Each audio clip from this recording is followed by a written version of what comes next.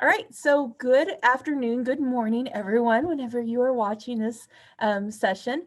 Welcome to another episode of Workforce Wednesdays here at the Mays Center. My name is Clarissa Pejeda. I'm the Associate Director of Career Services here at Mays, and I'm really excited for us to continue on our conversation, just really getting to explore and deep dive some of the wonderful jobs out there. And so you get to learn, well, what kind of skills you need to develop to get to that next level.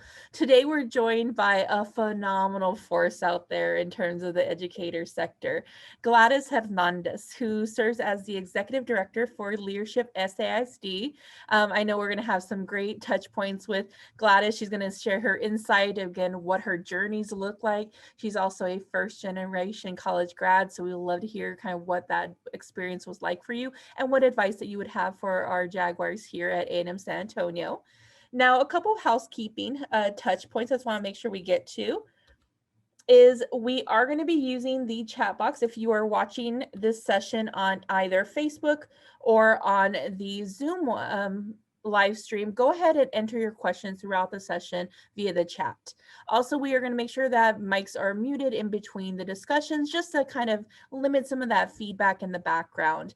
And then also just another reminder, we are archiving all these wonderful conversations and they're going to be part of a playlist on our Tamusa Mays YouTube channel. You will find it under the Workforce Wednesdays playlist. So make sure to share it with your friends, rewatch, whatever you would like there. So let me go ahead and stop sharing my screen so we can just have a conversation. Okay, so let's go ahead and get started. All right, so Gladys, could you tell us a little bit more about your educational and your professional background? Absolutely. First of all, thank you all so much for having me join you all for Workforce Wednesdays. Really excited. And Jaguars, hello to you all. So for me, my name is Gladys Hernandez. I was born and raised in Austin, Texas. My parents are from the state of Mexico. And so my journey, proud Latinx, Latina, and trilingual. I'm a learner. I have always been this way. Very curious and also creative, grounded in community, very community centered, and also like guided and just like finding peace with music. Like I'm a lover of music. So I was born and raised in the east side of Austin, Texas, in a predominantly Black, Latinx, and Asian independent school district in terms of like the demographic of students. First generation Mexican American, first generation college graduate. I attended St. Edward's University in Austin, and my focus at that time was very centered on pre-law. I was like very laser focused. I was like, I'm going to do something within family law or maybe immigration law. And I had several internships during my period then. I was definitely someone who said yes to opportunity. If and when presented, I was also very much leaning on to input and advice from mentors, friends, family friends as well that I knew went and had that college experience because my immediate parents did not. And so with that, I had the opportunity of then graduating early. I graduated in like 3 years and a half. And in that semester, quote unquote, off, and even before, I was definitely heavily just engaging in law school applications and navigating through that process. And even going backwards, like the whole process to get to college was definitely a first in my household. And now I'm reconnecting with cousins and my younger siblings and having guided through that process, because having been the first, there were definitely moments of just like, oh my gosh, what is FAFSA? Where do I click? Where do I go next? What does this mean? My first language is Spanish, followed by English and then Portuguese. And so my husband is Brazilian and speaks Portuguese. So that's where the Portuguese comes in. But all that said, it was definitely moments as first gen to navigate a system that is so foreign. And so with that said, in my college experience, I was going and navigating through the law school applications, which was also another new thing. And at that time, I heard about an AmeriCorps program called Teach for America. And what was interesting and what led me to go that route into education and doing Teach for America and this AmeriCorps program for the next 2 years, was in conversation with mentors, friends, and just myself too, in deep reflection. A lot of my extracurricular activities, a lot of what I was doing on my free time was working with youth. I would go back to the high school that I graduated from and would just lead workshops, just connect with youth about, hey, like this was my experience, like this is what I've learned along the way, and here are others that I'm bringing along with me to share of their experience. So with that, it was a revelation in a sense of, during my free time, I'm doing a lot of work within education. So I said yes to the Teach for America invitation. That then led me to San Antonio. And I never in my wildest dreams thought that I was going to be teaching in a classroom with 5th grade, 4th grade students. And I loved it. It was a wonderful experience being in a classroom with students. The students' creative genius is just like so inspiring. I was humbled, continued to be humbled by being alongside students and working alongside students about what is it that you want to learn? How is it that you like to learn best? And we would always refer to it as like the power of you, the power of me, the power of us, our collective power in this classroom, in this space. So with that, I made the declaration that education was going to be my journey and my life's work. And so in my second year of teaching, I decided to pursue a master's in education, leadership, and policy studies. And it was very grounded on social justice. It was very grounded on racial equity. And that was definitely one of my higher education like favorite moments, just going through that process, that type of schooling experience. And so I went through that program, and then year 5, when I was in the classroom, I then learned and had the opportunity to switch roles, still within education, but then enter the nonprofit sector. So for my time in the classroom, then I went to work at the museum, the Children's Museum here in San Antonio. And that experience was really insightful on various levels, in the sense of how can we change and shift narratives of students and families that go to museums. And so that I was very passionate about that, making sure that in my work, in my line of work, I was approaching that with a lens of equity. I was making sure that I was sharing of my voice and my experience, because I didn't have an experience growing up going to museums. That was not part of my narrative. And through that, then I was also bringing forth a perspective of bridging formal and informal education together, and really unpacking learning. How can we make learning enriching, beneficial to students, for students, and with their input in that process, and also for families as well, in a dual language approach, also considering that as well in the process. But I brought in that bridge of a lens of formal, informal education. And then my work started expanding into collaborating with not only kids, their families, but then educators in the greater San Antonio area, coaching, support.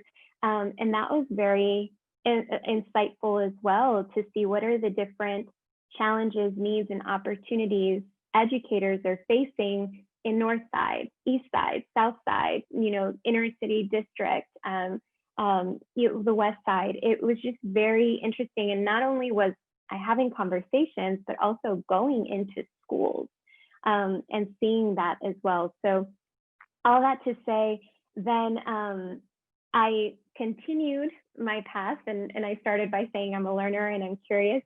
I then decided to pursue a master's in business administration. And at that time, I had known about the organization with which I work now, Leadership SAISD, and I saw that they were looking for an executive director.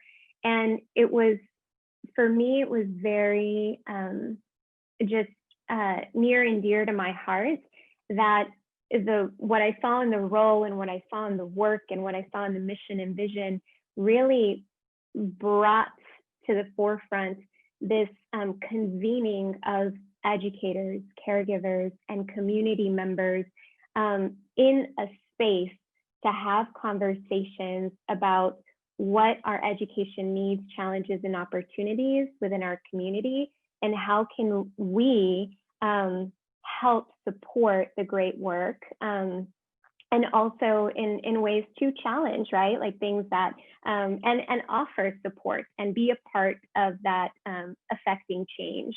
And so all that to say, it's been, I think for me, what has been the thread is continuously centered on education, continuously centered on affecting change, like alongside community, but quite frankly, as a person too, just how can I be of service in any space that I am in?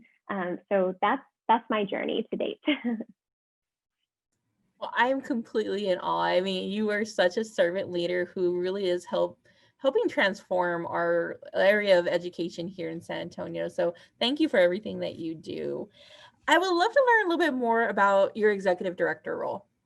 What are some of the skills that you really need to use in that role? And how have you fine-tuned them? Because you kind of hinted, you were like, I learn, I keep on growing. How are you developing yourself even more now? Absolutely, no, and Clarissa, I appreciate that question so much because one of the things also that drew me to the organization was its values, and one of them that aligns here with also just my personality as well is just learning continuously, especially within education. Education is ever evolving, as it should, in my humble opinion. We know that first of all, I think of my experience in the classroom. Students learn differently. The timing, the pace, all of it varies, and that attention to that is so critical.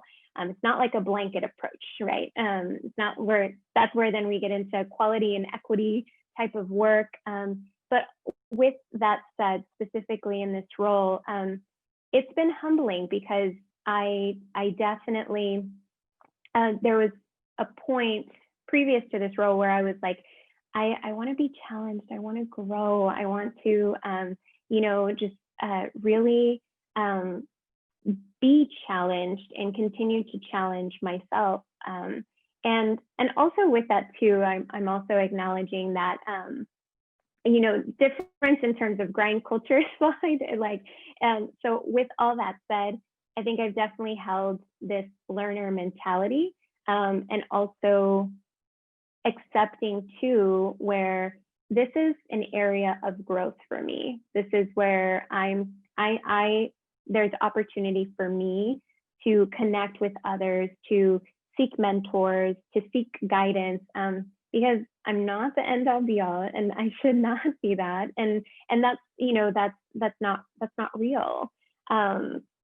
So with that said, as I think about like some of the key skills in this role that I've found to date, and I'm sure I'm going to continue identifying others, is first, like specifically within education, leading with race and equity. When in educational equity, I think too, like there are buzzwords at times, but like being very intentional with that. And then in those conversations, as we're convening educators, caregivers, community members, like really understanding the history of education, like where we've come to be, where we are now, and where we aspire to be as well. So leaning with hope, I think that's also another skill in this role. Also just relationship building, collaboration, where no one entity, no one industry can lead in this work. It really, as the saying goes, and I'm also, English is my second language, so at times I'm like, it's like it takes a village, the expression of it takes a village. Organization is critical. Just navigating a calendar, leading that calendar, making sure that the day-to-day things get done, the monthly tasks get done. Adaptability, as I shared before, also with just the pure nature of education continuously evolving. And self-awareness, I think, too. This is definitely something that was very present for me in the classroom and when leading and curating learning experiences, is that continues to be true for me. In this role, it's doing that work of self too, of understanding, like, I think that also kind of comes in with this whole notion of like biases and things like that. And so, but in general, being self-aware of these are the areas where are areas of growth for me. These are the areas where like I'm confident in this, like I got this, and I have this to share. You know, I can confidently express my voice in this regard. And so all that to say, I think that self-awareness in general has and continues to be of great help, but then also of just a great continuous process of that's an element that needs to remain constant. And I so appreciate you kind of shining a light on that, especially because we do offer Clifton Strengths here on our campus. So that's a great tool for students to kind of say, well, like, these are my natural talents. How can I align them to maybe make my life a little smoother, right? I know we took a leadership program together. We both had to get our 5. That was an eye opener, I will say, in terms of kind of building goals for myself. So yes, and to your point, Clarissa, too, like in that regard, it's also then knowing that of for self, and to like in how you show up with others, right? Like how you collaborate. I think that's where I get nerdy in this regard. I'm just like, I'm like, ooh, I see your harmony showing up in this space, like, oh, or in moments too of like, oh my gosh, can we get a wooer in this space? We need that energy, we need that perspective. And so I think that self-awareness in whatever process you're going through, with whichever, you know, like strengths finder, just having that understanding, continuing to explore it, and then being self-aware in how that shows up in your collaboration with others, and acknowledging that of others too. I think it helps us go from deficit, like I think at times like deficit mindset versus an asset-based mindset, where it's like, oh, you have so much to bring to the table, like, you know, I need to connect with you on this, and it's that back and forth too. So I appreciate you bringing that up. It makes me think about that. So a common trend that we've been seeing, I will say, with everybody that we've been speaking with, is this concept of finding a mentor, where a mentor really could kind of help pave the way, especially with first generation. We really do recommend finding a mentor. What advice would you have for students on how to navigate that? What should they look for in a mentor? And what kind of questions should they ask? Yeah. Oh my goodness. And with all said today, this is from my humble perspective and experience.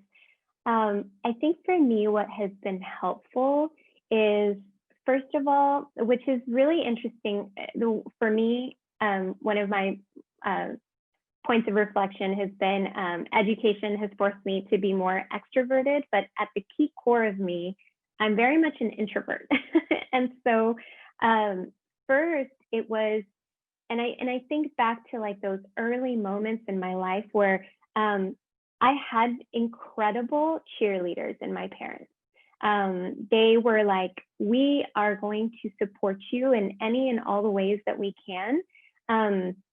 And with that, there were just some experiences that they didn't have, right? In this country and then in their schooling experience. And so with that, for me, the first thing that I think about is like not being shy.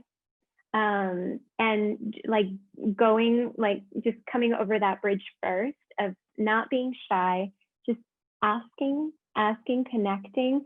And for me, it was very surprising too, very heartwarming when I broke that ice of myself, because I was, quite frankly, I was imposing it on myself.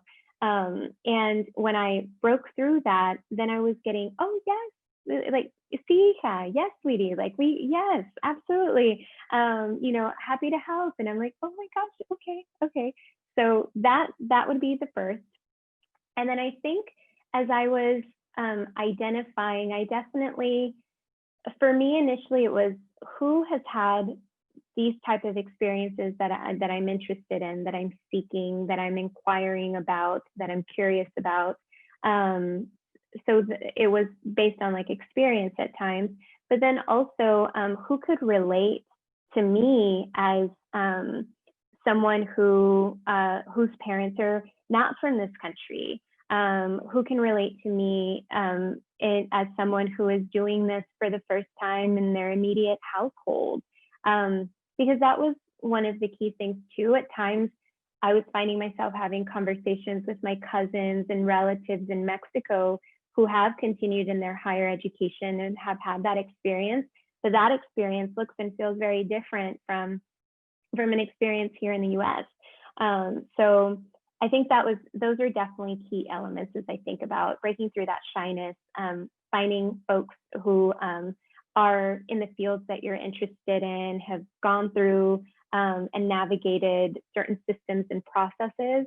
And then lastly too, that relator piece, I mean, it's just real too. Like if you can have like an honest conversation about, hey, like my parents or my family is a little bit skeptical about this. Like, how did you navigate that conversation? How did you go through presenting like, I'm gonna leave the home at some point, little things like that, where it's like, then you just have that relatability, and they know because they've been through that as well.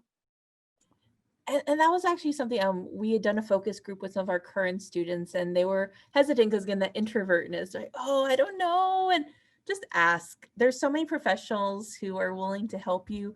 We all had to start somewhere, so I love where you're like, just go, try it. Yes, and it was also, I think for me there was a moment where, because some things are like cultural as well. Like I remember for me, like, yeah, just reach out and like you can connect over coffee. And initially I was like, I drink teas and lattes and smoothies. And so coffee is like, I mean, I grew up like I love the smell of coffee, but that, like, I just didn't drink it myself. But at first I was like, wait, is that like a culture thing? Like where you can connect with folks over coffee? Like, that's so cool. It reminds me of like cafecito with the family, or like when you go visit. And I was like, oh, what a neat concept. So yeah, it was just really, it just eased the heart, it eased the mind that, the response was yes more than no in terms of seeking guidance and mentorship and support. Nice. All right. So now I want to kind of talk about your professional background. What has been that favorite project that you've led that you're like, this has been such a great moment. I feel like I've used all my talents here. Can you walk us through it? Absolutely. Oh, that's such a great question. I think about like in different roles that I've had, and the one that comes up, I'll keep it within the current within leadership at the SAISD. It's quite frankly, it's every time that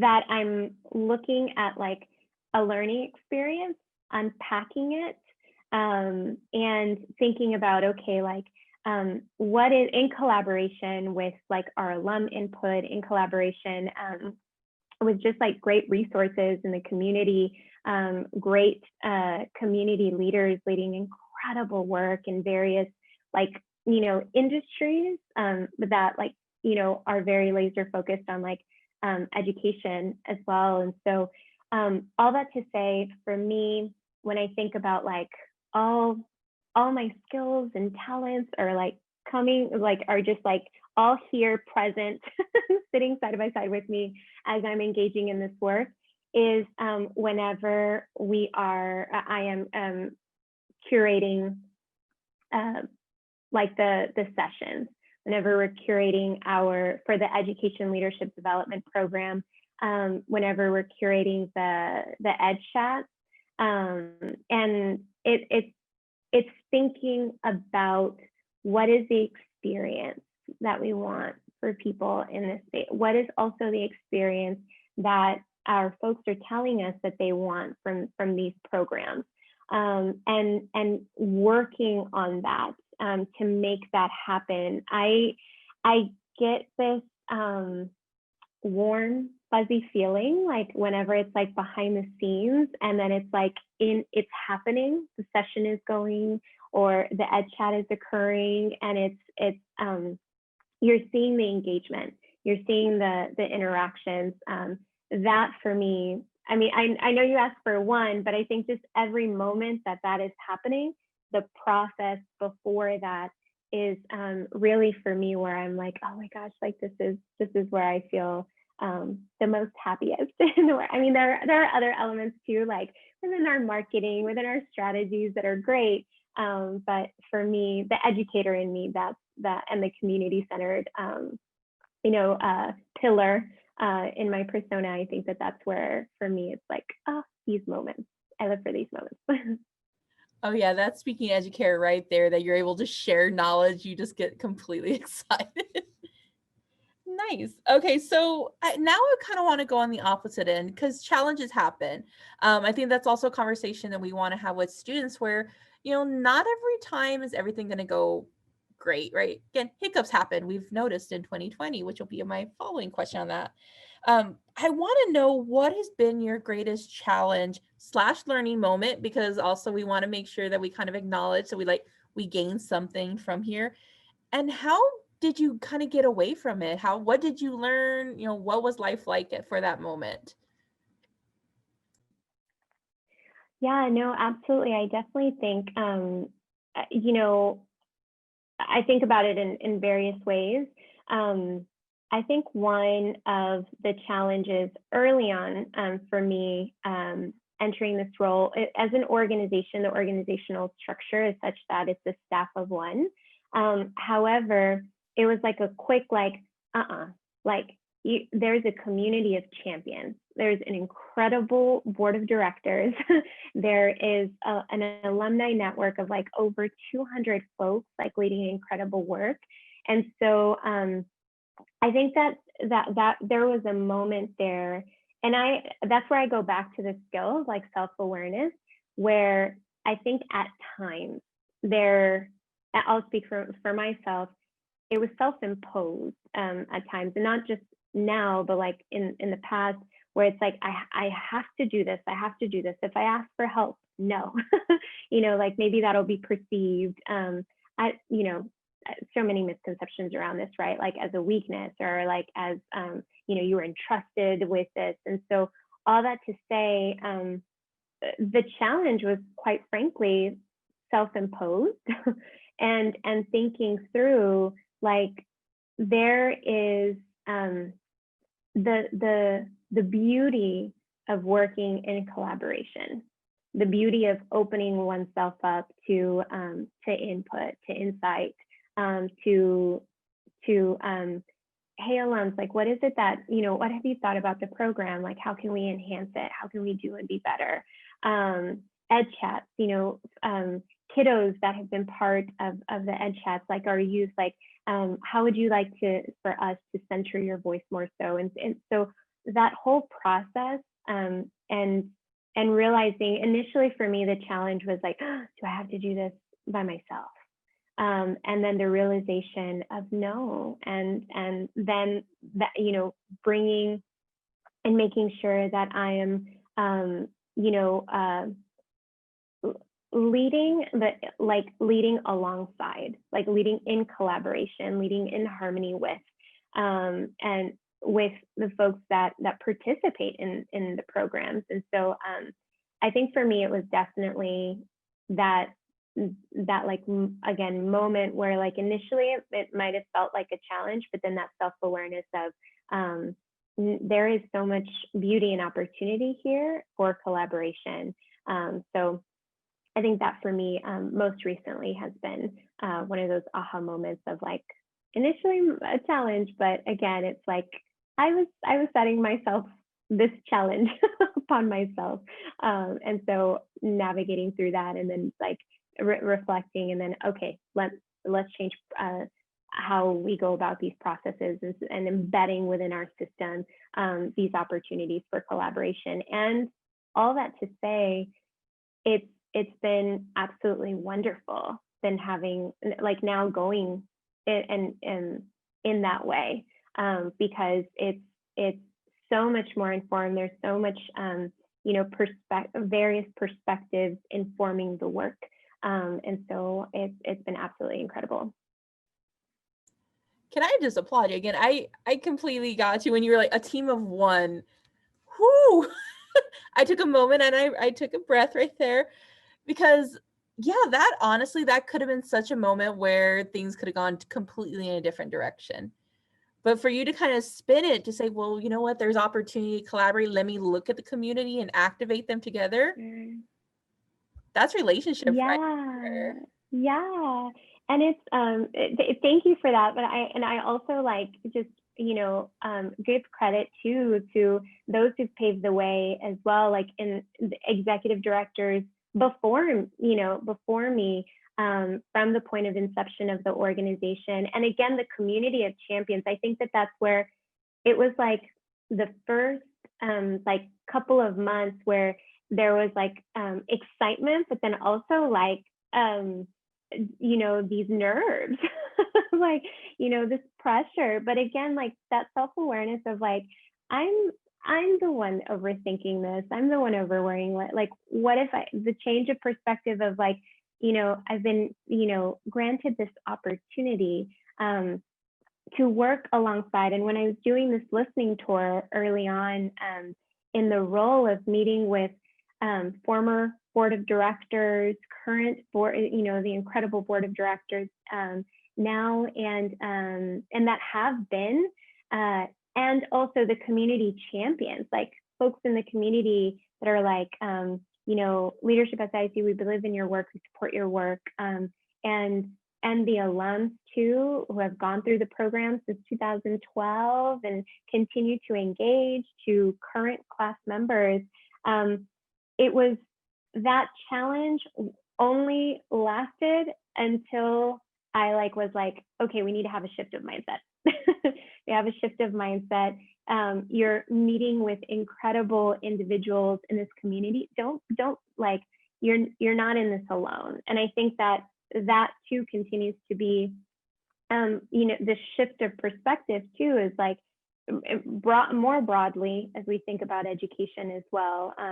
It's not on one person, it's not on one organization. It's like, we need to look at, because we're talking about systems here too.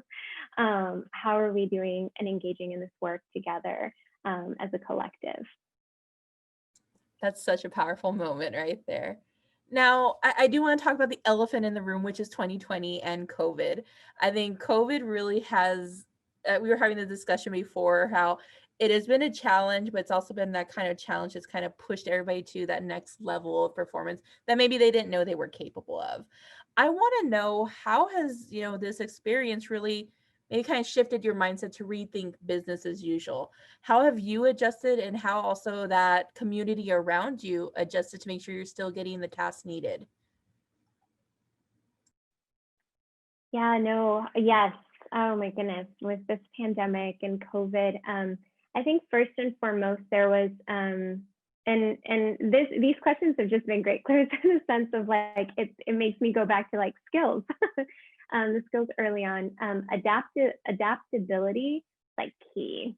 I mean, for us as an organization, never have we done, which I'm sure is like what several others have shared, for us specifically, never had we had a program cycle virtual, sessions virtual, right? And so adaptability, what that meant then for me is, again, with this collaboration, like what are organizations who have done it like virtually? Like, so I connected with friends in I connected with a friend who I like lived with through Teach for America here in San Antonio, and then she's leading great work and sessions in Mexico, and then like live streams them to other parts of like she lives in Puebla, and so she would live stream them to other like regions.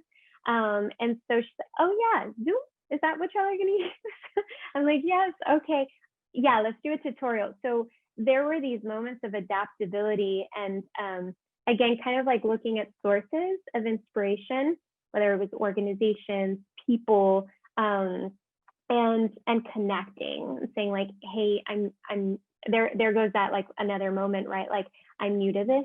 I would love to learn from you. Like, is there an opportunity for me to learn from you in that regard? And even too, like leaning onto, there was a moment too of with our board, like incredible support there. Like, okay, like, you know, what is it that needs to happen to then have like fluency? And for us, one of the biggest challenges too in that regard was whenever you convene like educators, caregivers, community members in a physical space, how can you continue to like mimic as best as you can those interactions in an authentic way and foster community in a virtual setting?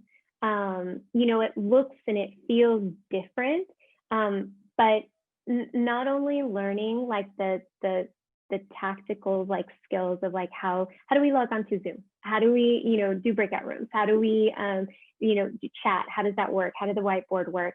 The little like, you know, elements of like the platform itself, but how then do also in that adaptability, learn, sit in some webinars and some trainings on like, how do you foster community in a virtual setting? How do you create authentic ways for people to connect in the setting that we're in? So it was definitely that distance learning fluency, continuing to think about community and relationship and fostering those type of dynamics in an authentic way, enhancing our communication as well. I think like when, you know, you want to make sure that your cohort, your attendees, like they have everything that they need to access, right? The platform. You all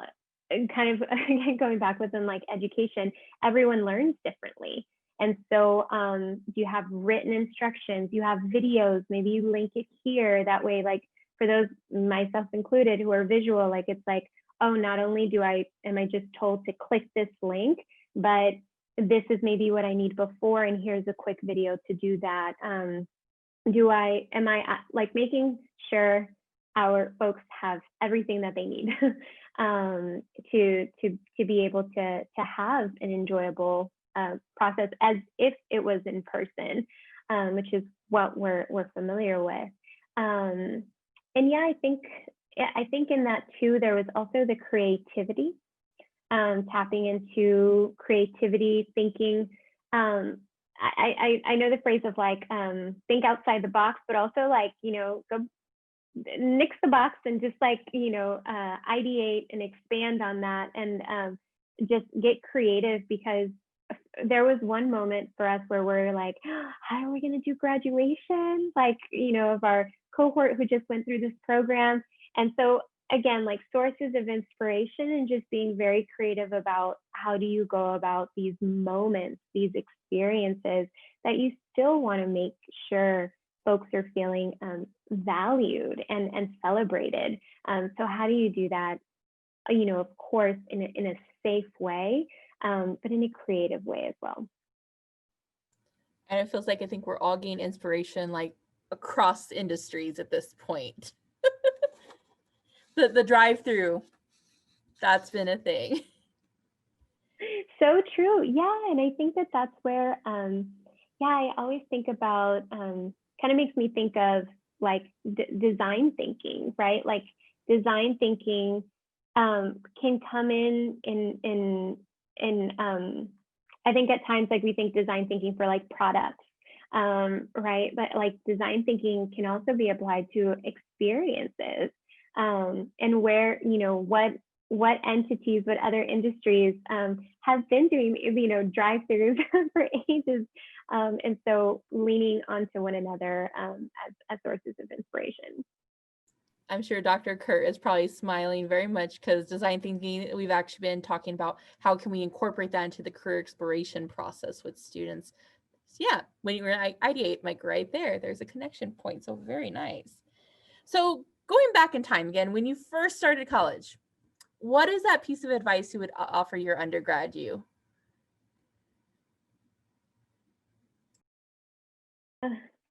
I think I start with the don't be shy. You know, like, and I say that too, very aware of how difficult it was for me. But you know, yes, like don't be shy. I think, you know, like continuously just like inviting yourself to like sit, be, think about like what, you know, like what is it that moves you? What is it that inspires you? What is it that gets you excited? What do you do on your free time? Like when no one is telling you what to do, like it's not a homework assignment, you're not in class, you're not in school. You know, I'm also aware, like, you know, parents are not telling you like a chore or something like that. Like, what is it that you find yourself doing and being interested in? So and with that, like kind of like entertaining all of those like responses to that, then connecting with individuals that you're seeing that are also like interested in that, or if maybe it's not of interest, like what interests you about that? Because I think too at times like we fall within areas of our comfort. Like I was very comfortable thinking law, and that was going to be my path. And I allowed myself to be open. And then by feedback, it was like, hey, like, have you ever sat to think that like what you're doing on your free time is connected with an education? I was like, not really. And so that moment of it was a conversation.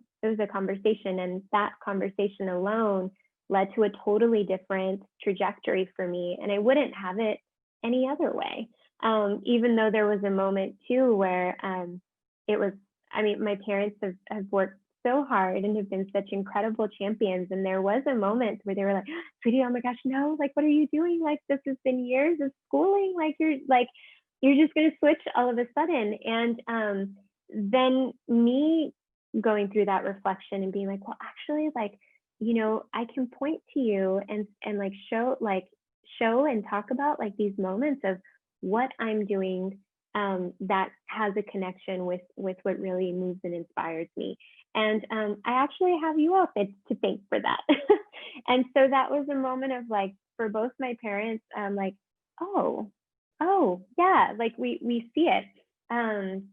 So yeah, I think like in that way, kind of like remaining with that openness, I think also provided me an opportunity to see like what careers exist, because that's another thing as well. Like, you know, I'll speak to my experience. I grew up with these like very traditional notions of like careers, you know, like, oh, doctor, lawyer, you know, kind of like the ones that are referred to the most.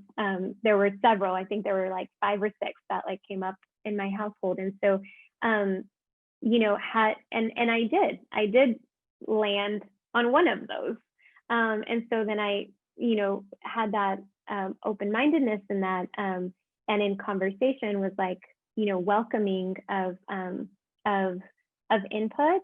And so it was just like, now, I mean, I've even come to, within education, explore, there's so many various roles, and even more so within this organization. Like, we're seeing folks in large corporations, they're impacting education in incredible ways. We see folks, and it's just, there are various facets. We think of various careers, and there's even various facets within industry as well. And yeah, I think all that to say too that, you know, while connecting, while seeking input, engaging in conversation with, individuals within your sphere, within your bubble, but beyond that too, and being open to also like asking and questioning like how others have gone into the roles that they have, because maybe that inspires you as well. Staying though true to what is it that moves you and that inspires you. You think about your strengths, you think about your values, and you think about something that moves, that activates you. I think like that at the core is very important. And I think that has been the thing that, at least for me, has been the constant. It's been a theme, even though at times the roles have been very different, for the organizations too, but at the core of it, it's definitely been servant leadership within education, but thinking about how are we doing this as a collective in community.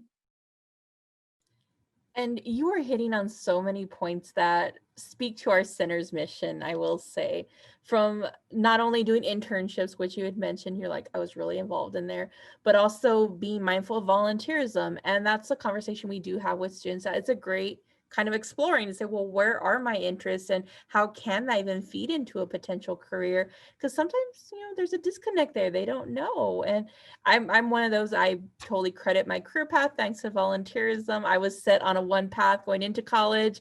I volunteered for the youth center and I did workforce development, and talking about years later, and it was such an eye-opener kind of looking back to say, this was something I really enjoyed, and why don't I explore it? So nice. Yeah, I think to your point too, Claire, and that's another like source of a resource, like, as inspiration, also resource, like in universities and colleges, like the career service department. My journey in college was such that I like stacked up every single dollar I could to go through my educational experience in college. So yes to FAFSA, is like every scholarship that I was like, look at the descriptor, like, do I have it? Can I apply? I speak it. But I definitely did like corporate work study during my college days, and I was I just definitely remember when I applied to work in the career services department of our university. I didn't know. I was like, career services? Like, oh, okay. Like, I think I have a notion. And then during like the interview process, it was like, oh, like I'm more aware of what is it that they do. They help students work on their resumes, CVs. They're gonna, do assessments, and also like connect them with, community partners as potential employers for internships or, beyond. They're the ones that do the career fair. I get it now. So when I worked there as a freshman. And so I was meeting like seniors, I was meeting juniors, and just that alone, because I was in the front desk and doing the appointments, that alone was kind of like, oh, like they're coming in to talk about this or that. And so I was just like making mental notes of, is this something I need to start now? Is this like, they're talking about resumes. Do I need to like start, like, what is it that I need to do? And so I think all that to say, like, that's an incredible resource on campuses that, I having been a freshman that worked in scheduling the appointments, I did notice a trend that for students, it was something that was thought of towards the latter part of the journey in college. And so I just, by pure nature of having done the corporate work study program, was in a way like it, thinking about that earlier. And so there were definitely some internships that I did that I don't like, nothing in my role now. Like I didn't end up doing journalism, but I did an internship with Univision once, UniVision. And it was so much fun, and it was so neat because I was like, well, let's entertain this. Like, this seems like but it helped me with my communication. It helped me with my communication, and I'm using that skill. So that's why I think, like, that openness and just like you're in, you're going through these years of an experience, like, and also like being aware of time, right? Because that's a significant treasure of that journey. So how then can you invest your time in yourself and in exploring that? So yeah, there were definitely some internships that I did that it seems, I'm very grateful for. I was curious about it at the time, and I was like, well, why not? Why not explore this? And then it just also confirmed, okay, this is not a path. I'm not close to it, but that, I'm going on this path right now. And then lastly, too, I remember one of my mentors would always say, if it's overwhelming to think about what you like in terms of career pathways, like what is it that you would like to do? At times, maybe it's easier what you don't want to do. Like, what do you definitely not see yourself doing? Do you not see yourself, sitting for long periods of time? Like, that can help guide to a role. Do you not see yourself? I don't know, like, I think for me too, like I feel very deeply and I'm very visual. So for me, like when I was younger, I thought veterinarian because I love animals. But then like when one of my pets passed, it was so like, I was like, oh my goodness. Like, so just these little moments, right? Where it's like at times, if ever it's overwhelming to think about like, what is it that moves and inspires you? Like maybe you can tackle it from a different angle of like, what is it that does not move and inspire you? So that's just another, I remember that point of feedback. No, again, thank you so much just for everything today. I'm see we're good without questions right now. I appreciate you just taking your time out of your day. I know this video is going to be so helpful to so many students. And again, if students want to reach out and ask you questions, what's the best way to do so? Absolutely. So, always leadershipsaisd.org is our webpage. And then there we have like the standards, like reach out to contact. Info at leadershipsaisd.org. You can do there, Gladyss at leadershipsaisd.org. And just more than happy to connect and assist. And, I just, earlier I shared like about leaning into hope. And I'm just continuously like inspired by, our youth, like those who are coming before, like after us. Like I just think about the incredible responsibility of those who have come before us, those of us now, and those who are coming. So I'm just wishing all students the best, and lend myself as a resource, the organization as a resource in any way we can be of service.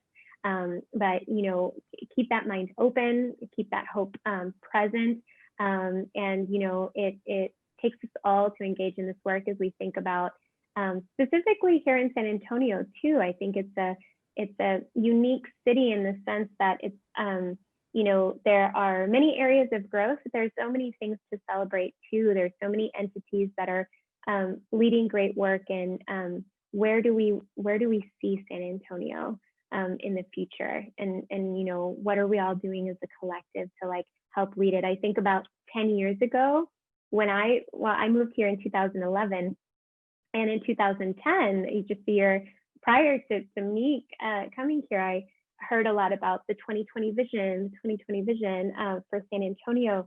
And I think just what a beautiful place to be, right? And so I think that my call to action to students would be, if and when you have questions, like reach out. There is a community of support, and there is a community like in San Antonio largely invested in education. So, I'm here, we're here. Nice. Again, thank you so much. I yeah, completely echo San Antonio, even though we're a major metro like area, it's so collaborative. There's so much input and so many conversations, and everybody's voice is wanting to be heard. So yeah, reach out. So I want to close off with a couple, again, just reminders. Students, let me bring this up. Just a reminder, if you've watched this session within 72 hours of the broadcast, you can get credit on jagsync. So go ahead and just scan the QR code. And then don't forget to join us next week. We will actually be featuring another panelist from Spur Sports and Entertainment. Margaret actually serves as the manager of partnership activation. So we're really excited to kind of hear what that path looks like and what kind of advice, because I'm not gonna lie, working for Spur Sports and Entertainment sounds like pretty phenomenal. So I'm curious to hear more about that. And then a reminder that the May Center, we are still here working with y'all. Sorry, one moment.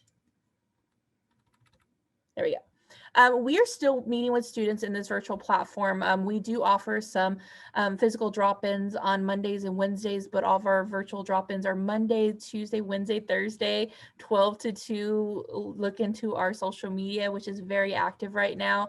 Again, our YouTube channel, we have a plethora of some really great video content.